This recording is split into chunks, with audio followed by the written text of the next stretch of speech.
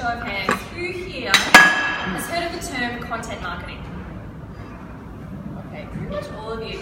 Now raise your hand if you have an idea of what it actually means. Okay, alright, all good, that's okay. So today I want to explore with you and discuss what content marketing actually is and why it might be beneficial to you as well. And I'm sure, Brendan, you have some ideas on that as well, since you're a content guy. Now, firstly, what is content? I went online, I asked the Google, and I found so many different definitions of what content actually is. This one was my favourite.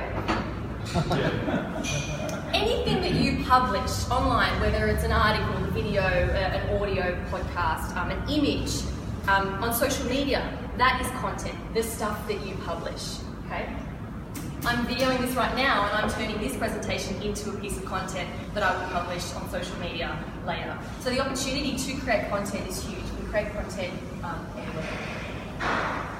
Now, the reason why it is great for business, I personally have seen success from producing my own content, and I found, to explain this, I'm not going to go into detail, I found this lovely piece of content online, which has a few reasons why content marketing is amazing. And I've got to say that brand awareness and building trust is huge. That's one of the biggest things. 70% of internet users, they found through this study, 70% of internet users would rather learn about you through content rather than through advertising. It's a much nicer way to build trust that way. And something that I've found is that when you create great content, it's actually helping to build relationships with your audience. And when you have that relationship there, it's then going to build trust, which then means that more people are going to come and buy from you. Now, I first started creating content in 2013. I went about, most of you would have started your business and you may have then gone to create some content. Can I just see a show of hands? Who here does create content? All right, quite a few, fantastic. So you probably would have started your business first and then gone, okay, now we're going to create content and build that trust. I went about it the opposite way. I didn't start with a business. I had no audience. I didn't know what I was doing, but I knew that I was passionate about helping people to develop their communication skills. So I started a podcast. This is my very first website, Design, Draw, Speak, and I created content as a way to establish my credibility and to show people that, hey, I'm serious about this and this is what I'm all about. I was podcasting from my wardrobe. I had no idea what I was doing, but I was having so much fun with it. I love it. From your wardrobe. Yeah, it's the best. The clothes. And the sound. The clothes create the best. Yeah. You don't need a high-tech recording booth. Right, you can start with. And it was just audio, right? Just audio, which is why I love podcasting. Because, all of Aaron jackets and stuff. Yeah, that's not, Shoes everywhere. Oh yeah, and these products, they're not as good as products for damping sound. That led me to starting another business, the C Method. So I don't do Design, Draw, Speak anymore, but I created the C Method as a way to, where I help professionals to be more confident and effective with their communication skills and public speaking. I started a new podcast for that, and I'm now at episode 201. We're at over 1 million downloads, and that's been going consistently for almost 4 years now. Now that podcast, apart from networking and referrals, this is my main marketing strategy. The podcast brings in a consistent flow of referrals, opportunities, clients to me. And when I get on the phone with them, they say, I've been listening to your podcast for the last year, and I love the way that, I love your approach, I love who you are as a person, and I would love to work with you. You go on LinkedIn, there are a million different communication skills, public speaking coaches. But when people come to me through the podcast, they want to work with me. And it makes the sale much, much easier. Now, the success of that podcast led Aaron and I to starting Podcast Services Australia. And we were fortunate enough to present a workshop at Ozfest, which was a sellout workshop. We had double the people rock up that actually registered. We run training workshops for people who want to learn the art of podcasting. So it's been amazing so I've seen the benefit of creating content. It's actually led us to creating this whole new thing, which has been incredible. Now, you might be thinking, okay, maybe what are some types of content we might want to create, because there is a whole gamut of different types of content. And to demonstrate this, I'm going to share with you 3 examples from 3 rather brilliant and intelligent people from this group. So firstly, you can start off with what moved. So this is written here. Helene has a lovely blog on her website where she's posting. We all know that Emily creates amazing videos on LinkedIn, which has now led her to creating a whole other company, helping other people to also do videos. So there's clearly been a huge benefit there, and of course audio as well with the podcast. So these are not the only types of content, but the way I see it is the big ones, the big main ones. Of course, we are biased towards podcasting because that is what we do, but the other ones can be absolutely effective when done well. Okay, who here, so for those of you who do create content, how do you come up with your ideas of content? Treatment points for the customers that are having issues. Yep, so challenges they have, issues, what else?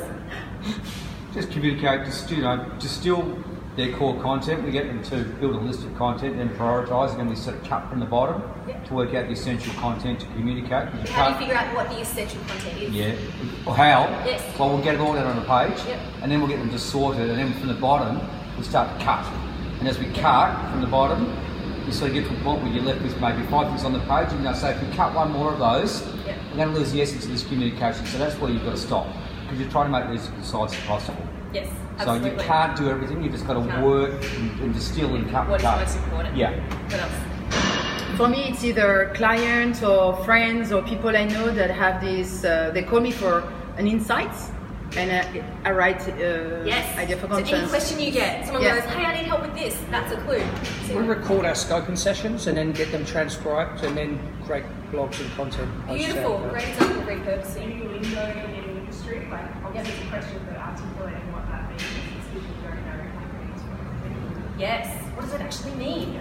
I think any life lesson that I've had that I think would be a benefit to other people to share. Yes, absolutely. I started blogging like just life lessons when I first started, and that was super fun, because if you're going through a challenge, chances are someone else is going through the same one. All right, one more. Future forecasting. Pardon? Future forecasting. Future forecasting, absolutely. So you can see. Is that a hand or is that a? I'm not buying that house, no. So you can see there's many different ways to come up with ideas for content. Because we have people coming to us and saying, oh, but I have no ideas, I don't know what I can do. What topics do I podcast about? And like you said before, Matt, customer pain points, you can look at the FAQs that you get, you can even look at competitors' FAQs and see what people are asking for. Repurposing your existing content, which is what Stephen mentioned there. For example, I'm recording this, I could turn this into audio, I can turn this into video and repurpose it that way. Or ask your customers, ask them, what would be of value to you? What are you struggling with right now? What article or video or podcast would you most likely want to see? Now, there's one thing to create content, but it's another thing to create good content that works. And how does that move? It's perfect. Maybe it is and maybe it isn't. Maybe it is and maybe it isn't. Maybe it's great, maybe it's not so great. I came up with 4 U words, right? So good content's got to be useful. It's got to be useful in some way, right? It's got to be unique. And we're not saying you have to reinvent the wheel, but uniqueness means that you put your perspective on it. Okay? Everything has already been done before, but what is your perspective? That holds a lot of people back. I think, well, what have I got to say that hasn't been said? The way that Emily presents how to translate a certain acronym is going to be different to the way that Helene does it. Yeah? User-friendly. So this comes back to just getting more into the specifics, but it's going to be easily accessible on your phone. It's going to be read easily. Some people have podcasts that you have to click through multiple links and then download the file to your computer. And they're not even on iTunes, which is accessible on an app. So it's got to be user-friendly, otherwise people won't consume it. And then finally, it needs to be up to date. You can't just write one blog post and then be done with it. Content is a long game. It's a long game strategy that you've got to think about, okay, how are we going to continue to do this in the future? So, having shared all of that, you might be thinking, this is sounds like a lot of work, Christina.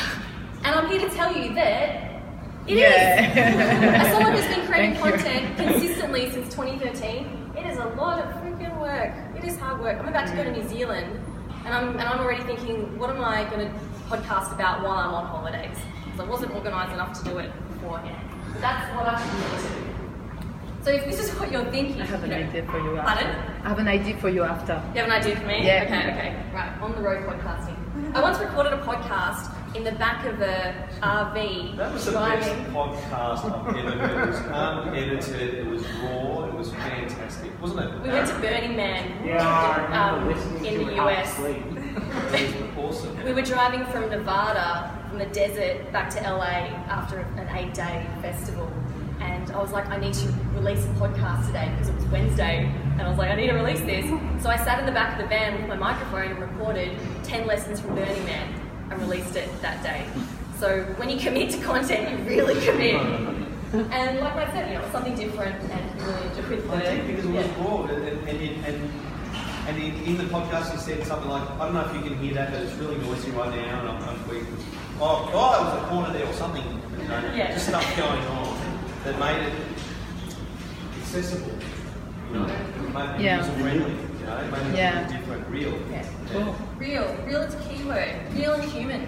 This is why people love videos, podcasts that are well done, because you feel like you're really connected to that person. They're not just some faceless business. They are a real human who makes mistakes, who says who stumbles a little bit, who forgets what they were saying. So that is why great video, great podcasts are a really great way to bring that to life. So if you want to get started or continue to improve with your content strategy, you can do it yourself. That's what I did at the very start, figure it all out. You can do a course, enroll, do a workshop like Emily's, or come to our course, something like that, in order to educate yourself and do it right the first time. Or you can enlist the help of professionals. So there's video companies that will do this. Brendan's company, as you said, help with all of that content from the ground up. We do podcasts. So that is another way. If you are time poor and you want to do it properly from the get-go, then getting someone to help is going to save you a lot of stress and time, I promise you. Because I've gone through and done it myself. It took me many years to figure it all out, and now it's so awesome to be able to help other people to do it and not go through the same struggles that I did. So a little bit about us, podcast services. We focus on 3 main areas. Branded podcasts are the main podcasts you probably see. So for companies who want to market themselves, thought leaders who want to build up their brand. We do the podcast training, which is what I mentioned before. And also, internal podcasts are something new that we believe are going to change the way organisations communicate internally. So instead of sending out a boring email newsletter or a message from the CEO that no one reads, how about we have an interview with the CEO? How about we have staff updates or interviews, or giving the staff a voice in order to create more engagement within a company? So that is something that we're working really hard on promoting and getting organisations to see the potential in. We've done a lot of work with educational institutes. We're starting to work with government agencies as well. So this is proof that people, organisations of all sizes from all industries are seeing the benefit of podcasting to get their message out there. They see the benefit of creating this useful content. Now, what would really help us as you go about your weeks, as you go about meeting with people, getting fresh, having conversations, these are the people that we would love to connect with. Comms managers at companies that are doing the overall communication strategy, we would love to meet with them and speak with them about how a podcast might help them. HR managers within firms who might be looking to create more engagement through an innovative communications channel that they're people we want to speak with. Full service marketing companies make great referral partners for us. So if they're doing, someone like Bevan, for example, if they're doing a marketing strategy for an entire, for one company, they're doing the whole thing, they might come to us and say, hey, we're recommending a podcast for this client, and we sort of plug into their service. We find a lot of marketing companies, they do the full service, but podcasts are not their specialty. So that's where we fit in. And then finally, business owners who want to create their own podcast to build their brand, but they don't have the time to create educated themselves. So these are the people we would love to connect with. I have to rush off after this meeting. I'm emceeing a conference at Fed Square. I have to be at 9:30. But Aaron is going to hang around to have a chat if you want to speak with him. Cool. All right, and if you have any questions at all, please speak to Aaron or send us an email, connect with us on LinkedIn. We're happy to have a chat. Cool. So thank you. Thank you.